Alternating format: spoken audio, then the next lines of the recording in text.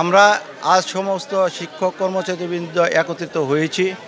আমরা দুর্নীতিবাজ আব্দুর রাজ্জাকের বিরুদ্ধে একত্রতা প্রত্যাহারের জন্য আমরা সবাই ঐক্যবদ্ধ হয়েছি। প্রত্যাহারের কারণ হচ্ছে এই দুর্নীতিবাজ শিক্ষক, সে দুর্নীতি, অর্থ কেলেঙ্কারি, নারী কেলেঙ্কারি, এইভাবে কোনো তার থেকে টিচারদের অবমূল্যায়ন। এবং সবচেয়ে দুঃখের ব্যাপার একটা জিনিস বলতেই হয়, আমাদের ওখানে অনেক টিচার যারা এখানে রিটায়ার্ড করছেন তাদের 2 মাস থেকে তাদের ঘুরাইতেছে, কাগজে সিগনেচার দিতেছে না। কারণ একটাই, তাদের কাছে টাকা দাবি করছে।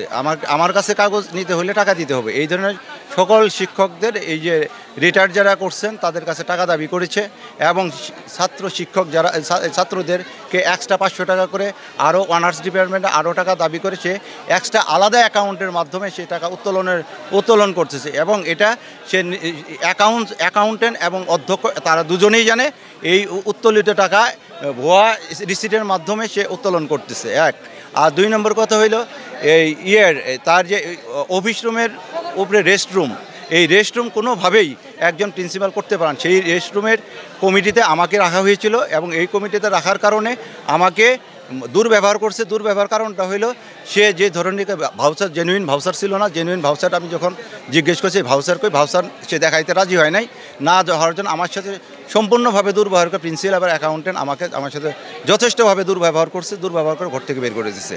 আমার অধিকার, আমি একটা কমিটিতে ছিলাম, একটা শিক্ষকের অধিকার, কমিটি যে 5 জন সদস্য থাকে, 5 জন সদস্যের মধ্যে আমি একজন সদস্য। আমার সাথে এই দুর্ব্যবহার এই প্রিন্সিপাল করেছেন।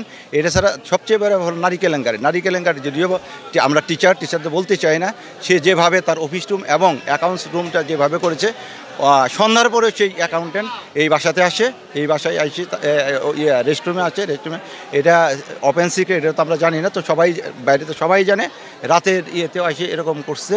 তো এটা সবাই জানে এটা আর কি। তো এটা আমাদের ম্যাডাম শিক্ষক যারা আছে তার কাছে এখন ভীত সন্ত্রস্ত হয়ে গেছে।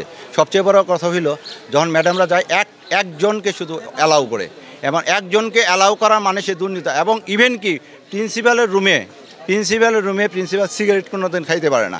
সে সেকেন্ড বাথরুমে কারো সাথে কথা বলতে পারে, বাথরুমে নিয়ে যায় কী কথা বলে, এটা আমাদের সন্দেহজনক।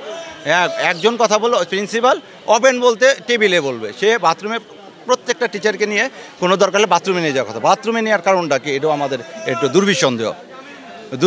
তবে আমরা সবাই ঐক্যবদ্ধ, এটা হচ্ছে অ্যাকাউন্টেন্ট এবং এই দুর্নীতিগ্রস্ত প্রিন্সিপাল যাতে এই কলেজ থেকে প্রত্যাহার করা হয়। আমরা সবাই চাইতেছি প্রত্যাহার। একটা থেকে আমাদের টিচারদের প্রত্যেকের দাবি, এই দুর্নীতিগ্রস্ত প্রিন্সিপাল যেন আর একদিন এই কলেজে অবস্থান না করে।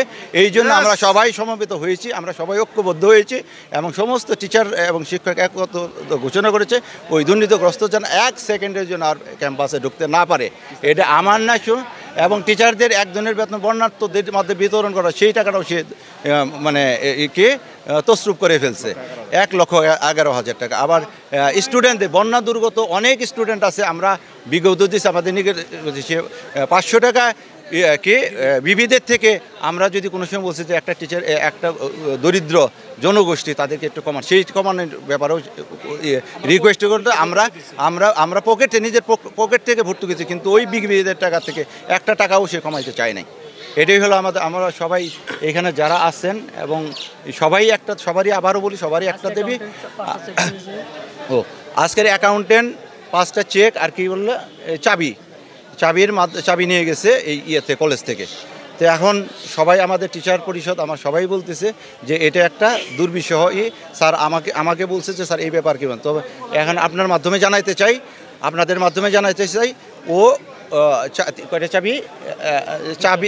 চাবি এবং 3টে চেক বই, 5টা চেক বই সহ অ্যামাউন্ট বসায় নিয়ে গেছে। অ্যামাউন্ট দিচ্ছে, এই হলো, হ্যাঁ, এই অ্যামাউন্ট চলে গেছে। আমাদের একটাই দাবি, এই প্রিন্সিপাল আর ক্যাম্পাসে ঢুকতে, আর যদি ঢুকে অপ্রীতিকর ঘটনা ঘটবে, এটা দায়িত্ব কে নিবে? আপনারা নিজেরাই দেখেছেন কি অবস্থা হয়ে গেছে। সেনাবাহিনীকেও তারা করতেছেন।